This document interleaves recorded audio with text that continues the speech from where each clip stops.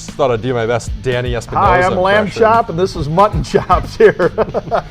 Did you see Danny Espinosa, the Nationals? I did, He yes. showed up with one of these, so Yes, I figured, hey. you know. Well, hey, whatever Sported works for you. one day or two. Yeah, I'd have a little trouble growing that baby. I can tell you that We'll right talk now. spring training a little bit Yes. later. Get to some Badgers. We've got tournament time. March Madness is about here. Selection Sunday coming up. Yep. And Also got to certainly look at the Whitewater Whippets making it to state for the first time. Coach Judy Harms and the Whippets, a good chance as the top-ranked team and come out of there unbeaten and with the school's first state title. I must ask you a few questions. Okay, ask away. All that coming up right after this on Extra Points. Ba-dum-ching.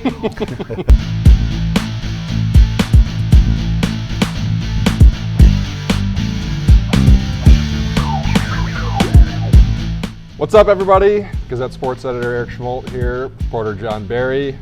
Welcome to Gossage this here. week's version of Extra Points, where we bring a little facial hair to the mix. We do. Some And- of us more than others. You know, a lot going on. March Madness It is crazy here, time. and Look outside. It's like 100 it's like degrees 50 out. degrees Yeah. outside. We had some fun last week with March Madness, Yep. kind of leading into it, and we'll get to that high school stuff here in a minute. But wanted to start with the actual official Madness. We got the bracket coming out Sunday. Always a big day, and before that, we got to get through the Big Ten tournament, which starts today and runs through Sunday. So, I guess your thoughts going into the Big Ten tournament. What do we need to see from the Badgers to maybe try to get that last one seed? Well, I think we saw what we hoped to see in the tournament last Sunday against Ohio State. That was maybe the best game they played all year. Koenig was incredible. Frank was Frank. Douye was back. Douye was back a little bit in the first half. Second half, he fell off a little bit again. But no, that's the kind of effort obviously it's going to take. And you know what they got to hope for is Villanova or Arizona or possibly Virginia gets beat early in their conference tournament. The Badgers run the table, win the Big Ten tournament title, and possibly then get a number one seed, because all everybody's talked about is they're likely going to get lumped in the Midwest with Kentucky. And if that's the case, yeah, you got to play everybody anyway to beat them. But still, I'd much rather play Kentucky in the Final Four than I want at the Elite Eight. Well, and I feel like in that tournament, we deserve better than We seeing do. a Wisconsin versus Kentucky in the Elite Eight matchup. But these are, I think, two clearly of the best 4 or 5 teams. Yeah. And to see them play before the Final Four, I think, would be a sham. And they blame it on geography, which means, you know, they want to keep you in the Midwest. But let's face it, Wisconsin fans travel.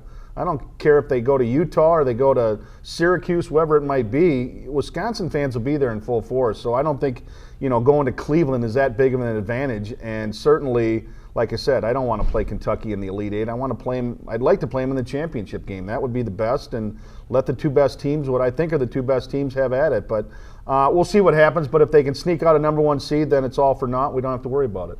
I think the best case scenario would be to see Maryland again in a championship game. I know that would be the toughest route, Yep. but to get another crack at them and show that you could beat them, I think, in the right before the bracket comes out would really Right. be a big thing for them. And then to have, I would think probably their best bet is to have Virginia lose early in their conference tournament, maybe lose their, you know, their first quarterfinal game.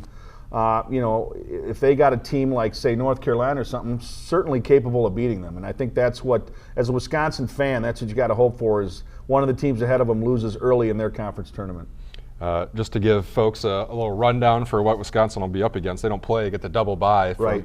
11 o'clock Friday morning against the Michigan-Illinois winner. Yeah, which I don't see. They beat both of those teams. They beat Michigan in overtime on the road, but certainly, you know, 2 days in a row is tough. The Badgers are well rested and certainly looked tournament ready in that Ohio State game. I think the bracket sets up pretty well for them just on their side of things. I mean, if Iowa's the 5, if they get through, they dominated Iowa. That's just a bad matchup for the Hawkeyes.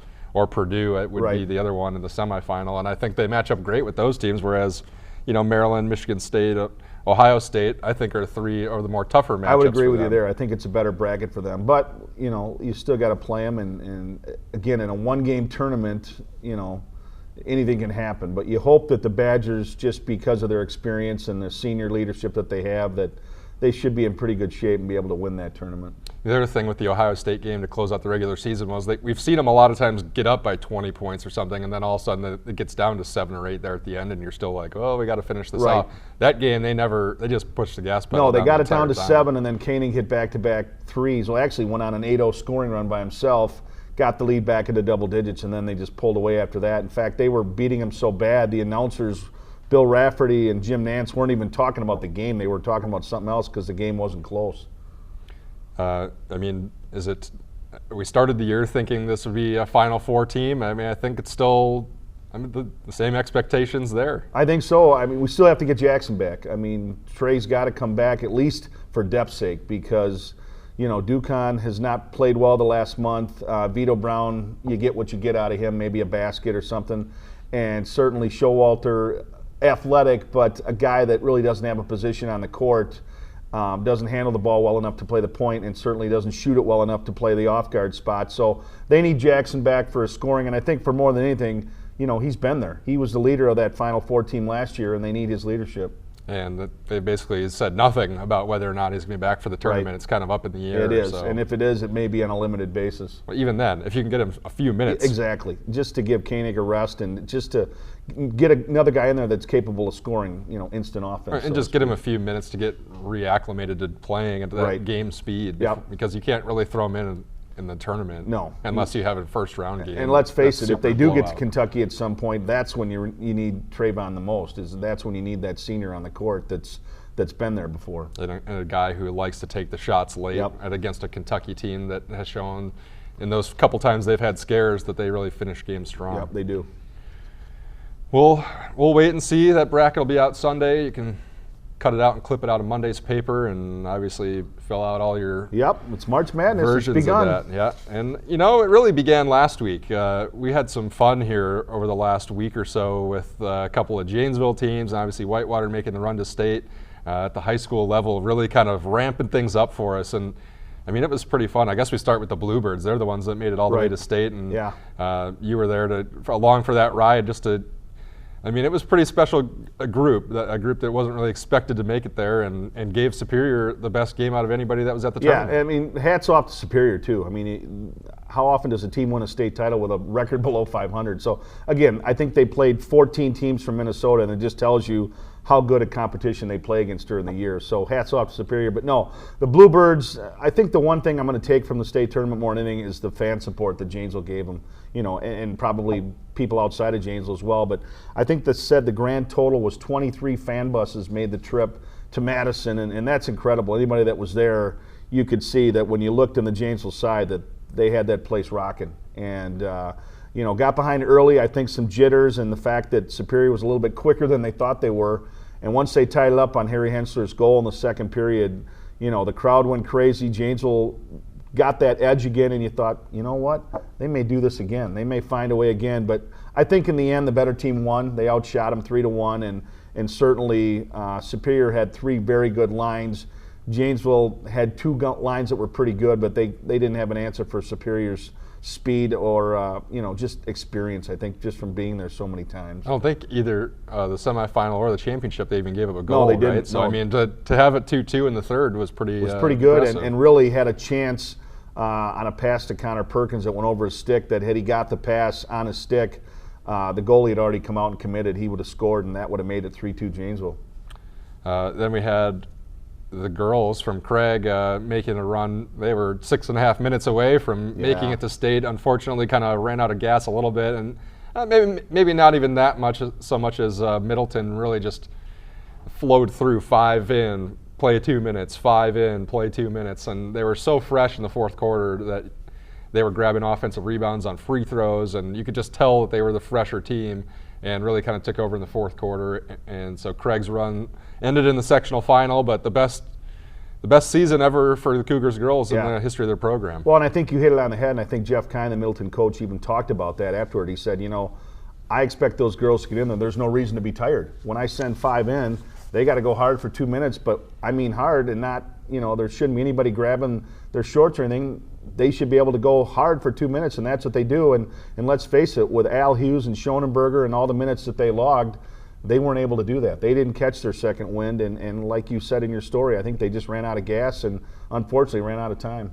The other thing with that is he said when you rotate 5 in and 5 out, when you get pulled out of the game, you know you're not coming to sit down because you did something wrong or you're being chastised.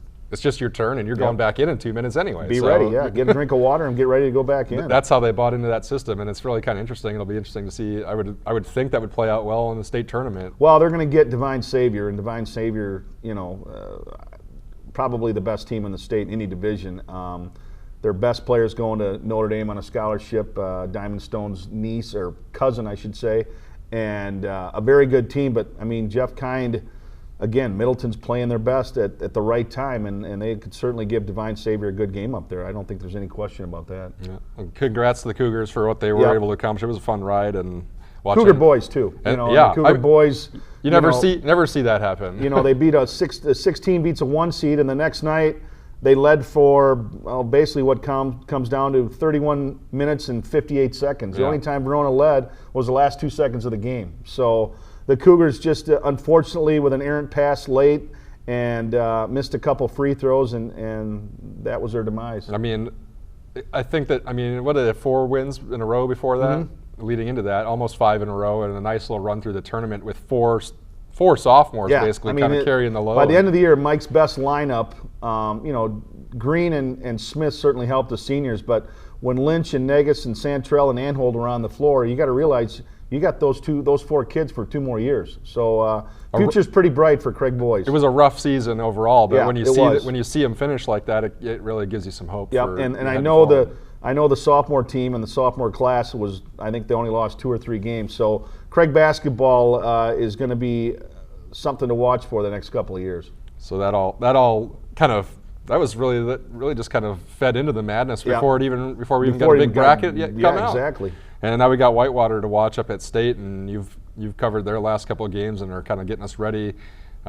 You said last week you think they're going to win it all. I imagine your opinion hasn't changed. It hasn't, although it's maybe not as bold as I thought before, just because in looking at Kettle Moraine Lutheran, their opponent on Friday, defending Division III state champs, and they've got 6 losses, but 5 of those losses were to Division I schools. 3 of them were to schools that are playing in the state tournament. Middleton and Divine Savior both beat Kettle Moraine, but they were close games. And obviously the Chargers are a very formidable opponent, but really Whitewater, with Traore Smith playing her best ball of the season now at 6'2", that's just something you can't coach and you can't defend against. And it's just, as she gets better, they've gotten better. And Sarah Schumacher, obviously a good player, Rebecca Schumacher, and then their guards, Martinez and Kaylee Reynolds, are 2 kids that are just solid on-court defenders. And I'm not going to step off the bandwagon now, but I really think the championship game is probably Friday's game.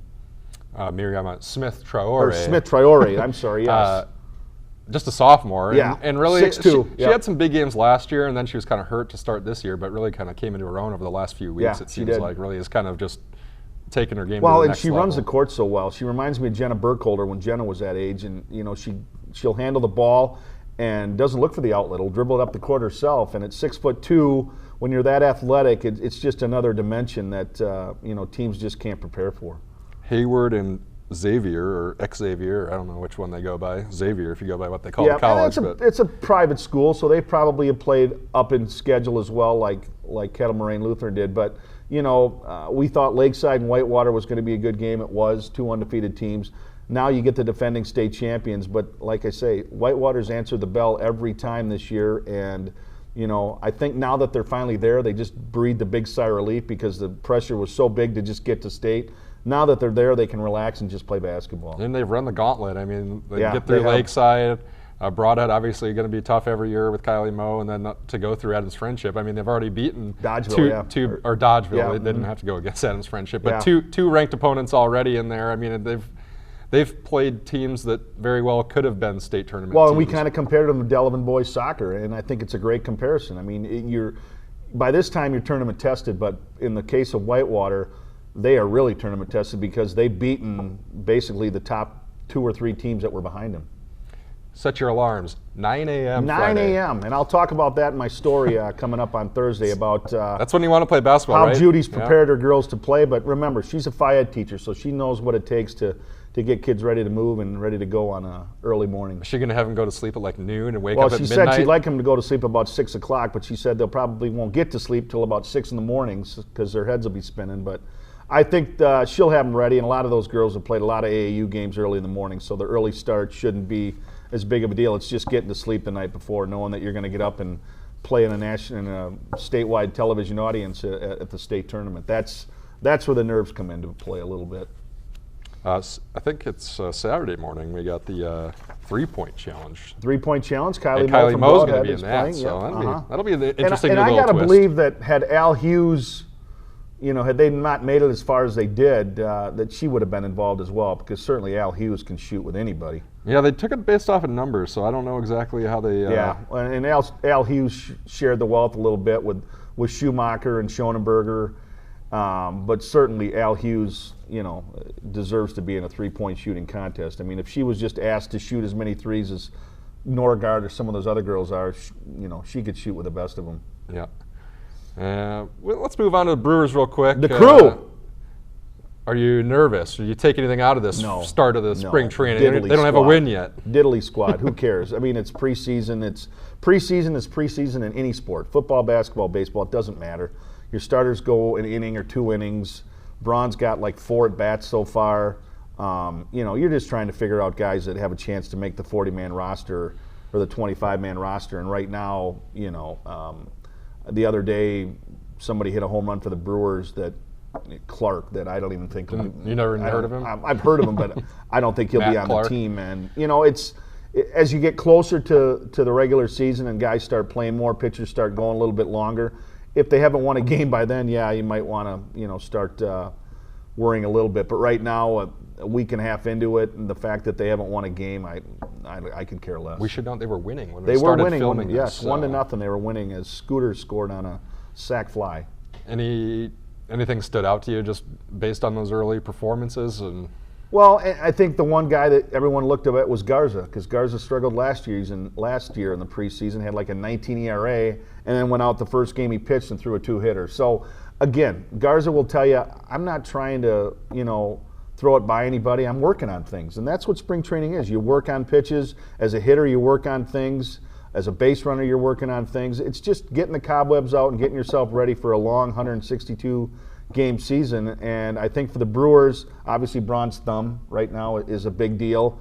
And he said, don't ask me about it every day. We don't need a daily update. And I think Luke Roy's admitted that he's a little ahead of schedule. Which is good. He hopes to play in a spring training game by this weekend, which for the Brewers is great. So Adam Lynn's back's flared up again. That's not good. That's not good, but again, he says it's nothing. It's just precautionary, and until we get a little bit further along, I think you have to take everything with a grain of salt. I'm getting all set for fantasy baseball. I got a draft coming up as well. Yes.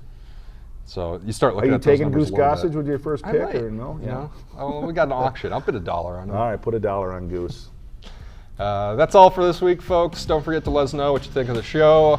Subscribe to us on YouTube and leave us a review. Let me know if I should keep this staff. Good or bad. If you want to rip on us, please rip on us. Especially there. Yeah, especially me, yeah. And you can send us email, sports@gazetteextra.com, or find us on Twitter. Maybe our producer can put our handles up here again. Yes, he can. Andy is a great guy and a great producer. I'm over 1,100 Twitter followers now. Wow, so that's awesome. And now you probably have more with the mutton chops now. So maybe change the profile pic. I think so. Thanks for joining us, everybody. We'll be back here next week. We'll let you know how the Whippets did at state, and we'll see where the Badgers wound up in the bracket. Yeah. Take care, everybody. Go Badgers.